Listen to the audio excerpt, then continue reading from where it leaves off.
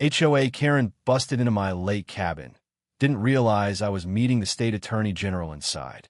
The sun dipped low over Lake Serenity, casting golden ripples across the water. My cabin, a rustic retreat nestled among towering pines, was my sanctuary from the chaos of city life. I'd bought it 2 years ago, a fixer-upper that became my pride and joy. But the Harmony Hills Homeowners Association, HOA, had other plans. Their president, Karen Whitaker, was a self-appointed dictator who ruled the lakefront properties with an iron clipboard. She'd been hounding me for months about my non-compliant dock, which was apparently 2 inches too wide. Today, I was hosting a private meeting with an old friend, State Attorney General Marcus Reed, to discuss a community outreach program. Little did I know, Karen was about to make an unforgettable entrance. Karen Whitaker was the kind of person who measured grass blades to ensure they met HOA standards. She'd sent me 6 violation notices in the past month alone, everything from unapproved mailbox color to excessive bird chirping. I ignored most of them, but today she'd crossed a line. As Marcus and I sat at my kitchen table, sipping coffee and reviewing legal documents, I heard the unmistakable screech of Karen's golf cart outside. "Here we go," I muttered, glancing at Marcus. He raised an eyebrow, but said nothing. Then, without warning, the front door burst open, and there stood Karen, clutching her clipboard like a battle axe, ready to unleash her latest grievance. The screen door slammed against the frame with a force that made the walls rattle. "You!" Karen's shrill voice sliced through the quiet like a blade. Her perfectly manicured finger jabbed in my direction as though she were pointing out a criminal in court. "Your dock is a disgrace to this community, and I'm here to issue a formal citation." She didn't wait for a response. Clipboard in hand, she marched into the cabin as though she owned it. Her perfume, a heavy mix of lavender and something chemical, filling the air. Her heels clicked sharply against the wooden floor, every step echoing in the otherwise calm room. I froze, not because of Karen, her theatrics were nothing new, but because she was storming in completely oblivious to the man sitting quietly at my table. Marcus sat straight-backed in his tailored navy suit, his eyes steady and unreadable. The late morning light caught the polished brass of his Attorney General badge resting neatly on the table beside his briefcase. It gleamed like a warning. But Karen, in her tunnel vision, didn't see it. She launched into her tirade with the full force of someone who had spent years perfecting the art of harassment. "Rotting wood, rusted nails. It's a liability, an embarrassment to the neighborhood. I've had 3 complaints, 3, and I will not let this community fall into chaos because of your negligence." Karen, I tried to cut in, but she bulldozed over my words. "Don't interrupt me. According to subsection 14B of the HOA bylaws, which I personally revised, you are in clear violation and will be fined accordingly." She snapped her pen open, ready to write me up like some petty officer pulling rank. I stood, my chair scraping back against the floor. "This is a private residence, Karen. You can't just barge in whenever you feel like it." Her lips curled into a mocking smile, and she waved her clipboard like a scepter. "Oh, I have authority. As HOA president, my jurisdiction extends to every inch of this property. And if you think..." She didn't finish, because Marcus cleared his throat. It wasn't loud. It didn't need to be. The sound carried a weight that froze Karen mid-sentence, her pen hovering above the paper. Slowly, her head turned, her eyes finally landing on the stranger at the table. Marcus leaned forward, folding his hands, his voice deep and deliberate. "Ma'am," he said, his tone measured yet razor-sharp, "I believe you're interrupting a state matter." The room shifted.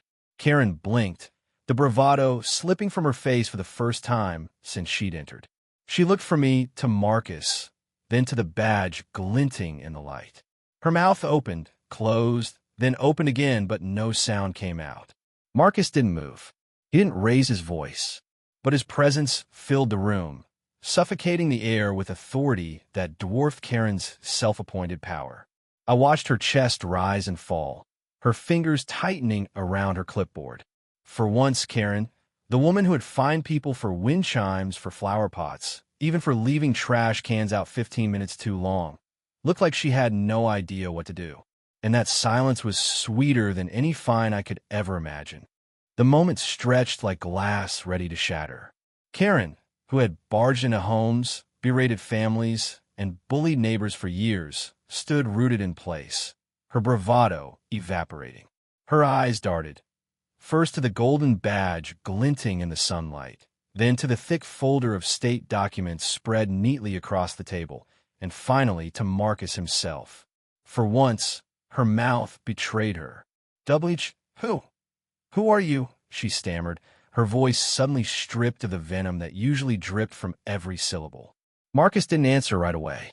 He rose slowly, deliberately, as though giving her time to truly feel the weight of the silence pressing in on her. His chair's legs scraped softly against the wooden floorboards, the sound somehow louder than Karen's entrance had been. He stood at his full height, taller than I'd ever noticed before, and extended a hand toward her. "Marcus Reed," he said, his tone even, his eyes steady. "State Attorney General. And you are." The air in the cabin thickened. Karen blinked rapidly, her chest rising and falling in shallow bursts. The clipboard she held so tightly rattled as her fingers trembled. The blood drained from her face, leaving her pale beneath the powdery layers of makeup. Karen Walker, president of the Lakewood Homeowners Association." Her words tumbled out like loose change, clattering, meaningless. Marcus arched an eyebrow, his hand still extended. Karen didn't take it. Instead, she clutched her clipboard as though it were a shield that might protect her from the storm she suddenly found herself in. At last, Marcus lowered his hand, folding it neatly over the other in front of him. He leaned forward slightly, his posture a perfect balance between casual and commanding, the kind of stance that suggested he was entirely in control of the room. "I see," he said softly, as though weighing every syllable. "And as president of the HOA, you believed it was within your jurisdiction to enter a private residence without invitation." Karen's lips parted, then closed again. Her eyes flicked toward me, searching for some kind of lifeline, but I offered none. I bit down hard on the inside of my cheek to keep from grinning. Watching her squirm under Marcus's gaze was a show worth every second. "Well, you see, the doc is in violation of code, and..." Marcus raised a hand, not harshly, but firmly enough to cut her off. "Code violations," he repeated slowly, almost as if he were savoring the absurdity of the moment. "Fascinating. Tell me, Ms. Walker, do these codes supersede state law? Federal property rights? Constitutional protections against unlawful entry?" Karen's mouth opened, then closed again, her throat bobbing as she swallowed hard. I was just doing my duty," she muttered, her voice so small it was almost unrecognizable. Marcus took a step closer. Not aggressive, not threatening, simply measured. Each movement precise, intentional. "Your duty," he echoed. "To whom?" Because from where I'm standing, it looks a lot less like duty and a lot more like trespassing. The clipboard trembled in her hands. The pen clipped at the top, rattling against the metal. She clutched it tighter, knuckles widening. "This community relies on order," she tried again, desperation sharpening her tone. "Without enforcement, everything would fall apart. People would do whatever they want, and chaos." "Chaos," Marcus interrupted, his voice suddenly firm enough to make her flinch. "Do you know what chaos looks like, Ms. Walker? It looks like someone abusing authority they were never lawfully given. It looks like neighbors living in fear of fines, harassment, and humiliation. It looks like someone forgetting that power is borrowed, not owned." The room went still. The hum of the refrigerator in the corner, the faint creak of the cabin walls as they adjusted to the September air, all of it seemed amplified in the silence that followed. Karen's eyes glossed over, darting to the door as if calculating whether she could flee without further humiliation. But Marcus wasn't done. He leaned his weight slightly on the table, the badge gleaming just inches from her view. "Tell me," he said, voice low but clear, "were you planning to file this citation officially?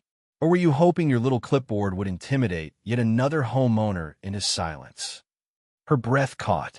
Her hand shook so badly the pen finally slipped free and clattered onto the floor.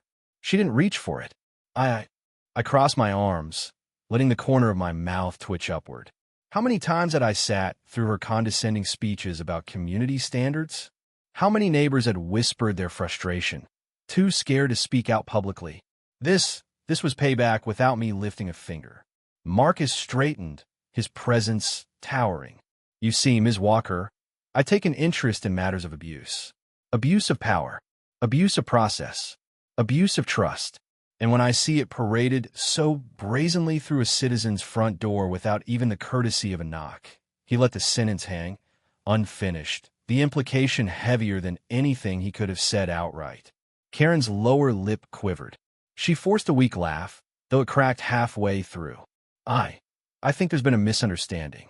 Perhaps I overstepped. I was only trying to what? Marcus pressed. Her voice failed her again. For the first time in years, Karen Walker, dictator of Lakewood's bylaws, wielder of fines and threats, looked powerless. And she knew it. Karen's throat worked as she tried to swallow words that wouldn't come. The mask she wore, the armor of power and authority, was slipping, piece by piece, leaving only a pale and trembling woman beneath. She cleared her throat, forced a laugh that came out brittle, then straightened her shoulders as though she could somehow piece together her dignity by posture alone. This is all just a misunderstanding, she said, her voice thin, her eyes flicking nervously toward Marcus's badge. You see, our HOA is committed to community standards. Without them, property values would sink and residents would. She trailed off, the practiced rhetoric faltering. Marcus didn't blink. He stood there like a wall, every question already prepared, every answer she tried preemptively dismantled by his silence. Community standards, he repeated softly, almost like he was tasting the phrase. Interesting. And tell me, Ms. Walker, how do those standards justify barging into a private residence without so much as a knock? Karen's lips parted, but no explanation came. She clutched her clipboard tighter, as though the stack of flimsy papers could shield her from him. Well, I believe there was an urgent matter to address. And sometimes, people don't respond to official notices, so you break into their homes? Marcus's voice cut through hers like steel. Karen flinched. I leaned back in my chair, sipping my coffee slowly, enjoying the rare spectacle of seeing Karen cornered.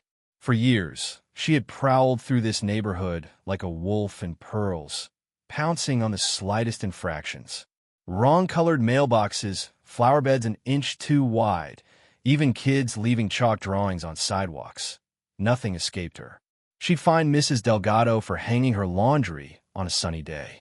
She'd berated the Hendricks family for parking their RV in their own driveway. She'd even written me up once for leaving my trash, invisible for 12 minutes past collection time. But now, the predator looked more like prey.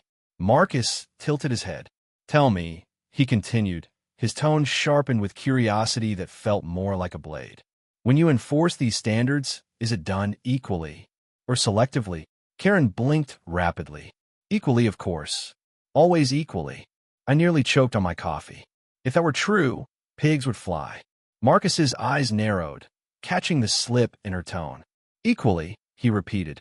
So you're saying you've never, for example, turned a blind eye to certain violations while hammering others with fines and threats?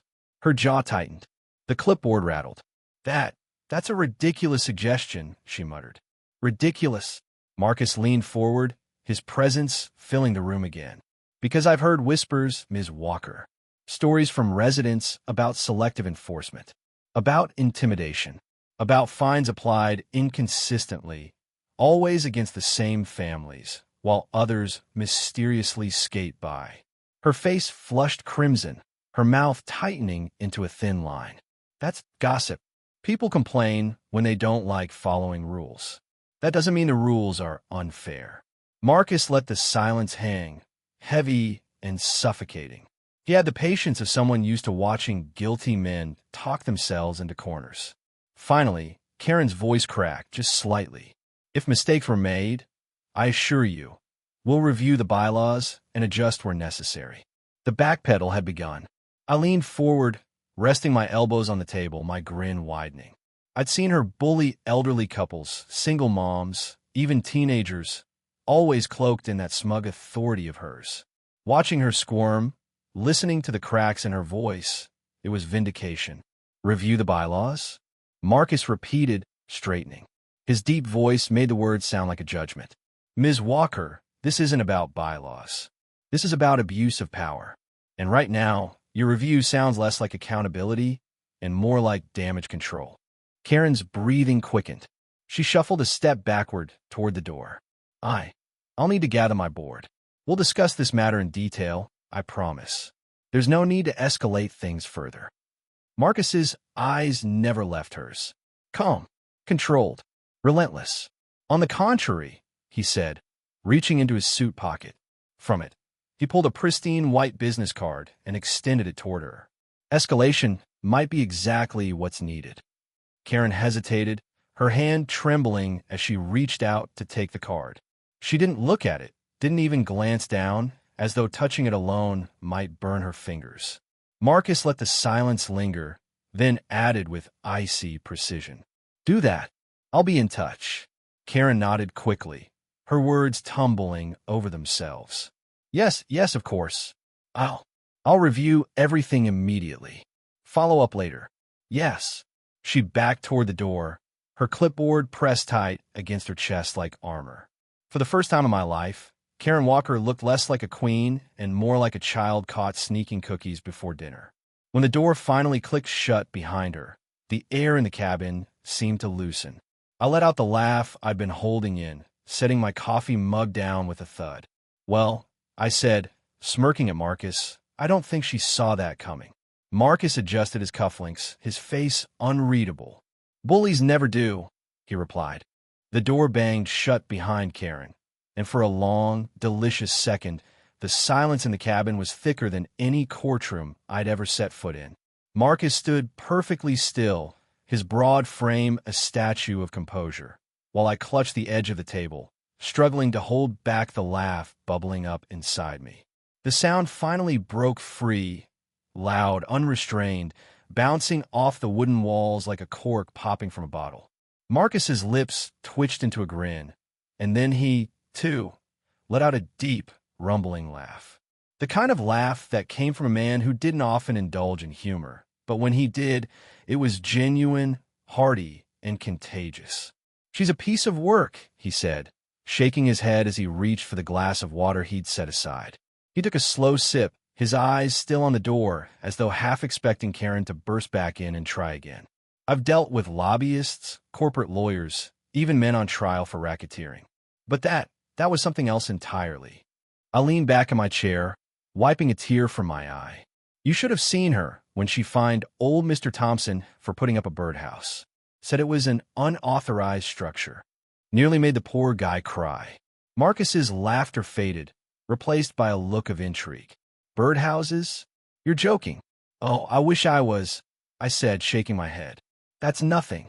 You want to know what Karen Walker's reign looks like? Picture this. Neighbors tiptoeing around their own yards like tenants renting from a tyrant. Families too scared to paint their shutters the wrong shade of beige. A single mom forced to pay $300 because her kids left sidewalk chalk drawings of dinosaurs outside their house.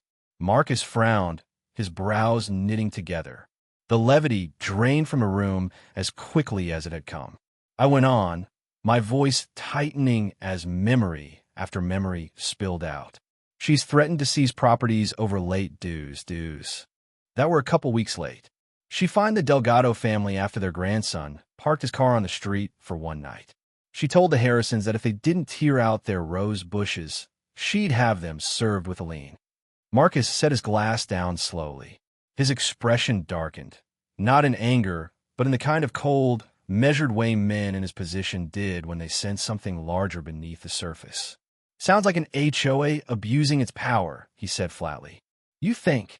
I snorted, though my grin was gone now. It's been years of this. People stopped fighting her because they couldn't afford to. It's easier to pay the fine than deal with her threats. Marcus rested a hand on the folder of documents in front of him, tapping the edge thoughtfully. HOAs are supposed to maintain order, protect property values, handle upkeep. They're not supposed to weaponize bylaws to line their pockets or intimidate residents. I felt a surge of hope swell in my chest. So, you'll actually look into this? His eyes met mine, sharp and unwavering. I'll have my team look into it, he said. I want to see financial records, fine ledgers, board meeting minutes. If what you're telling me is true, this goes beyond petty harassment. It may fall under fraud, misuse of funds, possibly even racketeering, depending on where the money's going. The words hit me harder than I expected. Fraud, racketeering, big, heavy legal terms that didn't belong in the quiet lakeside community we lived in, but maybe they did. Maybe that's what Karen's empire had really been all along. I let out a slow breath. You have no idea what it's like living under her thumb. Every neighbor whispers, but no one stands up to her. She thrives on that. Fear, silence. It's what keeps her in power. Marcus leaned back, folding his arms. His gaze drifted toward the cabin window, where the lake outside glittered under the midday sun. That silence ends now, he said. The certainty in his voice sent a chill down my spine. Not of fear, but of recognition. This wasn't just casual interest. Marcus Reed wasn't a man who wasted his time. If he was saying it, it meant the gears were already turning. Still, beneath the surge of relief and the spark of hope, something unsettled me. Because if there was one thing I knew about Karen Walker, it was this: she didn't go down without a fight. The next morning broke calm and beautiful over the lake, the kind of sunrise that usually set my mind at ease. Mist curled off the water in soft ribbons, the early light scattering across the glassy surface. It should have been peaceful. It should have been a fresh start after last night's chaos. But peace never lasted long where Karen Walker was involved. By the time I brewed the first pot of coffee and stepped onto the porch, my phone buzzed with notifications. At first, I thought they were routine work emails, but when I scrolled, my stomach dropped. Karen hadn't wasted a second. The HOA board had moved overnight, and now my inbox was a battlefield. Subject: violation notice, unauthorized guest on property. Subject: undermining community cohesion, immediate review required. Subject: emergency HOA meeting attendance mandatory. I opened the first message, my pulse quickening. Dear resident, it began in the most impersonal of tones. It has come to our attention that you are harboring an unauthorized guest on your property. Furthermore, concerns have been raised regarding your disregard for community bylaws and your apparent attempt to undermine the values upon which Lakewood was built. I skimmed the rest, my jaw tightening with each word. The next email was worse. Accusations of defiant behavior, disruptive influence, and even the audacity to suggest I was coordinating with outsiders to destabilize the HOA's governance. It read less like a violation notice and more like a political smear campaign. Karen's fingerprints were all over it. By the time I finished the third email, the one announcing an emergency meeting scheduled for that evening, I was seething. I pushed back from the table, stormed into the living room, and dropped my phone onto the counter where Marcus sat reading a file over breakfast. He glanced up, one brow raised. Rough morning? He asked. Rough doesn't cover it, I muttered, shoving the phone toward him. See for yourself. Marcus scrolled through the emails, his expression shifting from mild interest to cool, calculated focus. He read every line carefully, his jaw tightening slightly, but his voice calm. They're escalating, he said finally, setting the phone down. His tone wasn't surprised. It was analytical, the way a chess player remarks on a predictable move. Classic maneuver. When cornered, strike back hard, fast, and loud. She's rallied the board overnight. I dropped into the chair across from him, rubbing my temples. Unauthorized guest? That's what they're calling you. Marcus gave a faint, humorless smile. To them, I'm not the Attorney General. I'm just another outsider they can try to frame as a violation. I exhaled sharply, half frustrated, half admiring her audacity. She's really going to war over this. She doesn't have a choice, Marcus said, his voice even but edged. People like her survive on intimidation. Last night, she lost control. If she doesn't reassert it, she loses her grip on the neighborhood. So she doubles down. She weaponizes the rules. I looked at him, the weight of his words sinking in. So what now? He tapped the edge of the phone, the faintest glint in his eye. We attend this emergency meeting. I like to see what kind of evidence she plans to parade around. I laughed, a short, sharp sound that cut through the tension. I'd pay money to see her face when you walk in. Marcus leaned back, his composure unshaken, as though he'd faced 100 Karens in 100 different forms. This isn't about her face, he said. It's about the truth, and I intend to see it come out. Still, I couldn't help grinning. I pictured Karen standing at the head of that boardroom, smug and ready to humiliate me, only to watch her confidence crumble when Marcus placed his badge on the table. Game on. The air in the Willow Creek Community Center was thick with tension, the kind that settles over a room when grudges and power plays collide. The HOA meeting had been the talk of the neighborhood for weeks. Ever since Karen Whitaker, the self-appointed queen of the Homeowners Association, had sent out her latest salvo, a 5-page, single-spaced letter detailing every supposed infraction I'd committed since moving into the cul-de-sac. My mailbox was half an inch too tall. My lawn was 3 shades too wild. My recycling bin had been left out for an unforgivable extra hour past pickup. According to Karen, I was single-handedly dragging Willow Creek into chaos. The community center itself was a monument to suburban sterility. Beige walls, fluorescent lights that buzzed faintly, and rows of folding chairs arranged with military precision. Tonight, every seat was filled, mostly with Karen's loyalists, retirees with too much time on their hands, busybodies who thrived on her brand of petty tyranny, and a handful of newcomers too intimidated to skip the meeting. The rest of us, the ones who'd been quietly grumbling about Karen's reign for years, sat toward the back, exchanging wary glances. This wasn't just a meeting, it was a battlefield. Karen stood at the podium, her posture rigid, her voice sharp enough to cut glass. She wore a navy blazer and a pearl brooch that screamed, "I'm in charge," and her eyes scanned the room like a hawk searching for prey. She held up her infamous clipboard, the one she carried on her daily patrols through the neighborhood, and began reading my offenses aloud, each one delivered with the smug satisfaction of a prosecutor at a witch trial. On June 12th, the accused, Ms. Elizabeth Carter, failed to mow her lawn to the regulation height of 2 inches, as stipulated in Section 4.2 of the HOA bylaws, she announced, pausing for effect as her supporters murmured their disapproval. On July 3rd, her vehicle was parked 3 inches over the designated line in her driveway, in direct violation of Section 7.1. And let's not forget the egregious incident on August 15th, when her garbage cans remained visible until 9:17 a.m., a full 17 minutes past the acceptable retrieval time. The room erupted in gasps and whispers, as if I'd been caught smuggling contraband instead of forgetting to drag my bins back to the garage. I sat in the 3rd row, arms crossed, feeling the weight of every stare. My neighbor, Mrs. Jenkins, leaned over and whispered, "She's got it out for you, Liz. Be careful." I nodded, but my stomach churned. Karen wasn't just after compliance. She wanted domination. For months, I'd endured her notes, her glares, her passive-aggressive emails signed with a flourish of emojis, smiley faces that somehow felt like threats. I tried to play nice, trimming my hedges to her exact specifications and even painting my front door a shade of taupe she'd personally approved. But nothing was ever enough. Karen had made it clear. I was the outsider, the single woman who dared to buy a house in her perfectly curated kingdom without bowing to her rule. And now, she'd called this meeting to make an example of me. But I wasn't alone tonight. Sitting beside me was Marcus Delgado, a lawyer I'd met through a mutual friend after Karen's latest letter threatened fines and legal action. Marcus was the opposite of Karen in every way. Calm, unassuming, with a quiet confidence that didn't need a clipboard to make a point.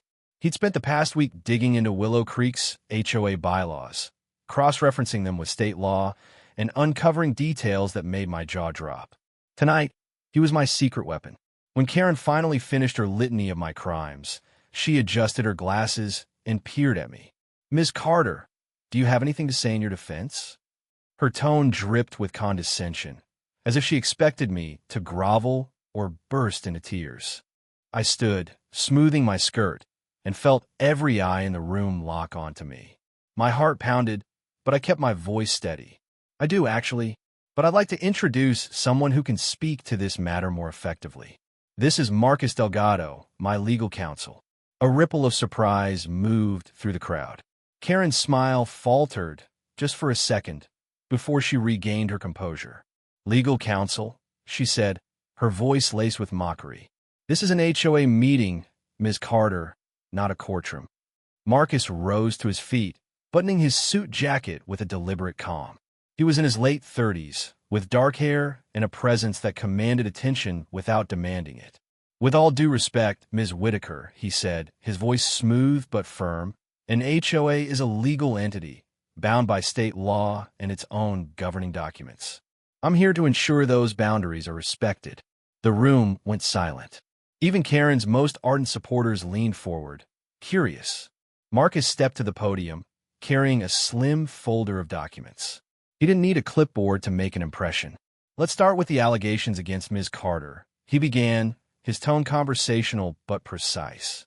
Section 4.2 of your bylaws does indeed specify lawn maintenance standards, but it also requires written notice of any violation, with a 14-day grace period for correction. Ms. Carter received no such notice before this meeting was called. That's a direct violation of your own rules. Karen opened her mouth to interrupt, but Marcus held up a hand, not rudely, but with an authority that made her pause. Furthermore, he continued, Section 7.1 regarding parking regulations applies only to public streets, not private driveways. Ms. Carter's vehicle, parked on her own property, is outside the HOA's jurisdiction. And as for the garbage can issue, he paused, letting the room hang on his words. State law, specifically Title 15, Chapter 3, prohibits HOAs from imposing fines for minor aesthetic violations without evidence of harm to the community. A garbage can left out for 17 minutes hardly qualifies. The crowd murmured, some nodding, others shifting uncomfortably. Karen's face was turning an alarming shade of red, but Marcus wasn't done. He opened his folder and pulled out a stack of papers. Now, let's talk about the bigger picture. I've reviewed Willow Creek's financial records, publicly available, of course, as required by law. There are some irregularities, unexplained expenditures, contract awarded without competitive bidding, and a rather curious pattern of fines that seem to target specific residents. He glanced at Karen, his expression neutral, but his implication clear. These are the kinds of issues that might interest the State Attorney General's office. A collective gasp swept through the room. Karen's allies, who'd been so quick to nod along to her accusations, now looked like they wanted to sink into their chairs. Mrs. Jenkins whispered to me, He's got her on the ropes. I bit my lip to hide a smile. Marcus continued, his voice never rising, but carrying the weight of a sledgehammer. HOAs exist to maintain community standards, not to harass residents or settle personal scores. Ms. Carter has complied with all reasonable requests, and yet she's been subjected to what appears to be a campaign of selective enforcement. That's not just unfair, it's potentially actionable. Karen gripped the edge of the podium, her knuckles white. This is outrageous, she sputtered. You can't come in here and threaten us with your legal nonsense. It's not a threat, Ms. Whitaker, Marcus said calmly. It's a reminder. HOAs are not above the law. If you continue to overstep your authority, you may find yourselves answering to a higher power than this room. The room erupted in chaos. Karen's supporters shouted objections, while others, those who'd been quietly resentful of her rule, started clapping. A man in the back yelled, About time someone called her out. Karen banged her gavel, trying to restore order, but the tide was turning. For the first time, she looked small, her authority crumbling under the weight of Marcus's measured words. I sat back, my heart still racing, but now with a spark of triumph. Karen had spent months trying to break me, but tonight, she was the one on the defensive. Marcus returned to his seat, giving me a small nod. We're not done yet, he whispered, but I think we've made our point.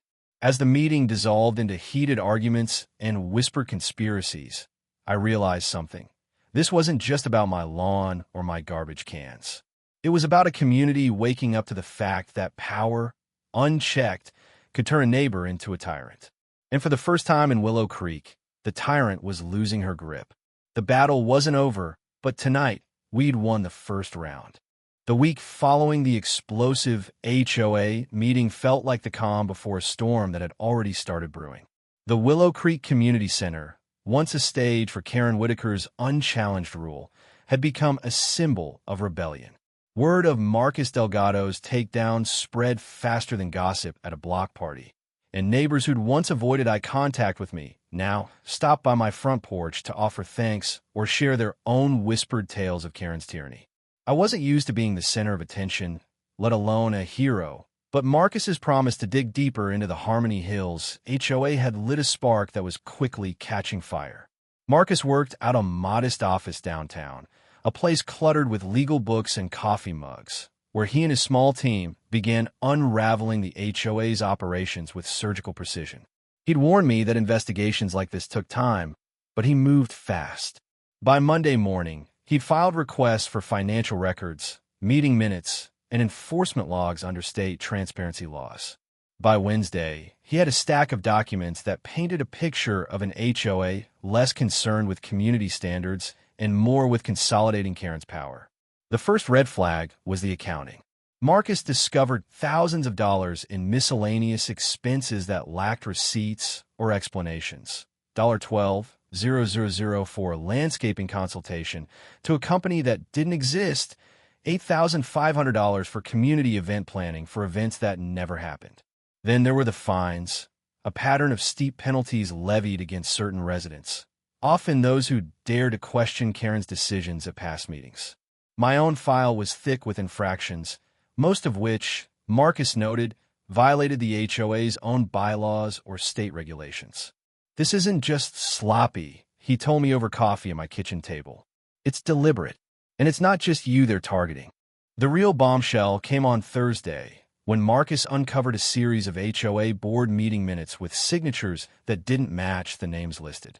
Forged, he said flatly, holding up a document where Margaret Jenkins was scrawled in a hand that looked suspiciously like Karen's.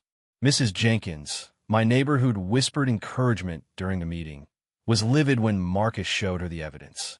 "I never signed that," she exclaimed, her hands trembling as she gripped her teacup. "They claimed I voted to raise dues last year, but I was in Florida visiting my sister." She wasn't alone. 3 other residents confirmed their signatures had been falsified on decisions ranging from budget approvals to new rules about exterior paint colors. Word spread, and the neighborhood began to fracture.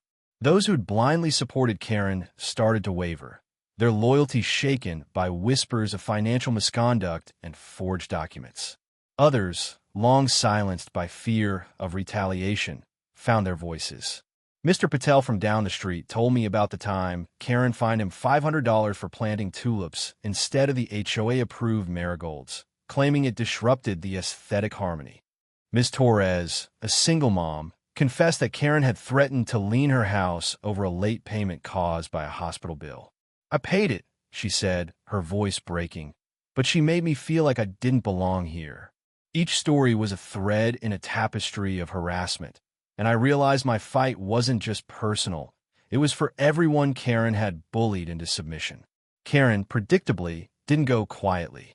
By Friday, my inbox was flooded with her newsletters, each one more frantic than the last. "Dear Harmony Hills residents," the first one began, "there have been unfortunate misunderstandings regarding our HOA's operations. We are committed to improving transparency and welcome your feedback." The next day's email doubled down. By Sunday, the neighborhood was buzzing with rumors of the impending state investigation. Karen's newsletters stopped abruptly, replaced by a terse announcement that the next HOA meeting would be postponed due to unforeseen circumstances. Her supporters were quieter now, their numbers dwindling as more residents joined the growing chorus demanding answers. At a makeshift gathering in Mrs. Jenkins's backyard, a dozen of us shared stories and planned next steps. Someone suggested a petition to dissolve the HOA entirely. Another proposed electing a new board. I stayed quiet, letting others take the lead.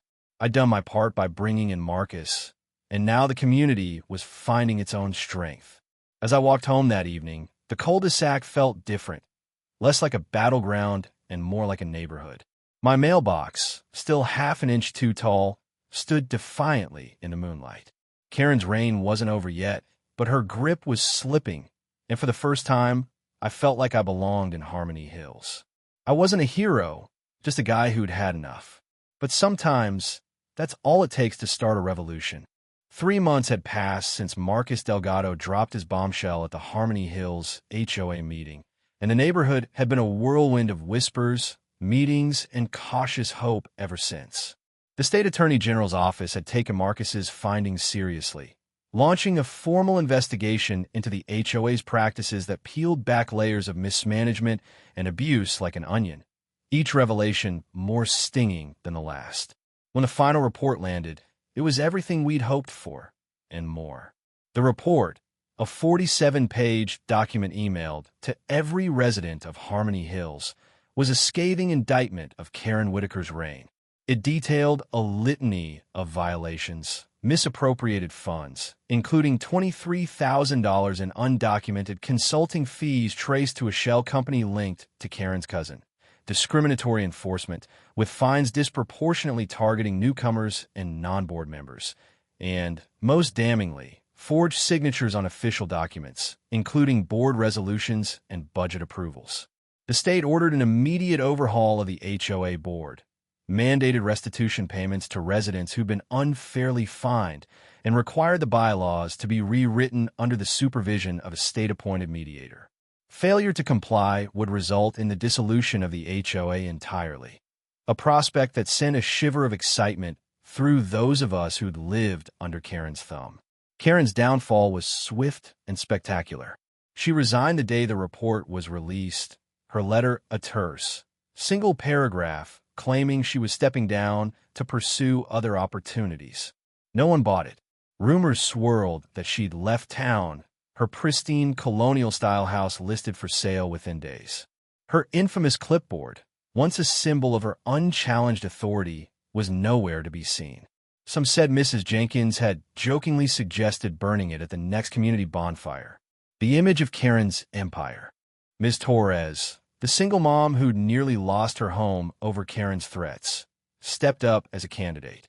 Her campaign was simple: fairness, transparency, and no more clipboard patrols. She won in a landslide, joined by Mr. Patel and 2 other residents who'd been vocal during the investigation. The new board's first act was to suspend all fines issued under Karen's tenure, pending review. The second was to organize a community-wide meeting, not in the sterile community center, but at my cabin by Lake Serenity, where the atmosphere felt less like a courtroom and more like a neighborhood reclaiming its soul. The party was my idea, though I hadn't expected it to turn into the event of the year. By Saturday evening, my backyard was overflowing with neighbors, some I knew well, others I'd only nodded to in passing. Picnic tables groaned under the weight of potluck dishes. Mrs. Jenkins's famous potato salad, Mr. Patel's spicy samosas, and a towering chocolate cake from Ms. Torres that had the kids buzzing with sugar-fueled glee. Fairy lights, strung across the trees, twinkled against the dusk, and a playlist of classic rock and Motown hummed through a borrowed speaker. The lake itself, its surface shimmering under the setting sun, seemed to reflect the mood: calm, hopeful, free. Marcus showed up just as the party hit its stride, his usual suit traded for a polo shirt and jeans, looking more like a neighbor than a legal avenger. He was greeted with cheers and backslaps, as if he'd lived in Harmony Hills all along. Mrs. Jenkins handed him a beer, declaring, "You're one of us now, Mr. Delgado." He laughed, raising the bottle in a toast. "To justice," he said, his voice carrying over the crowd, "and to good neighbors who don't back down."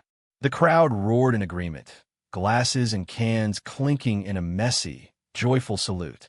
I stood near the edge of the lake, a glass of lemonade in hand, watching the scene unfold. Kids chased each other through the grass, their laughter echoing off the water. Neighbors swapped stories of Karen's petty decrees, each tale met with groans and chuckles. Ms. Torres, now the board president, was deep in conversation with Mr. Patel about planting community gardens, tulips included, no HOA approval required. Even Mrs. Callahan, Karen's former ally, was there, quietly apologizing to anyone who'd listened for not speaking up sooner. The air was warm, the breeze gentle, and for the first time since I'd moved to Harmony Hills, I felt like I belonged. As the sun dipped below the horizon, painting the sky in hues of orange and pink, Marcus joined me by the water. "You did good, Ethan," he said, his voice low but warm. "This place is different because of you." I shook my head, embarrassed. I just wanted to keep my lawn the way I liked it. "You're the one who brought the cavalry." He chuckled, taking a sip of his beer. "Maybe, but you stood up first. That's what got the ball rolling." We stood in companionable silence, watching the last rays of sunlight dance across Lake Serenity. My cabin, once just a quiet retreat from the world, had become something more, a gathering place, a symbol of resistance, a reminder that even the smallest act of defiance could ripple outward. Karen had screamed loud, wielded her clipboard like a scepter, but in the end, she'd been no match for a community that refused to stay silent. The party stretched late into the night, the lake reflecting a sky full of stars. As I looked out over the water, I realized this wasn't just about winning a fight. It was about reclaiming a home, not just for me, but for everyone who'd felt the weight of Karen's rule. Harmony Hills wasn't perfect, but it was ours again. And as the music played and laughter filled the air, I knew we'd keep it that way.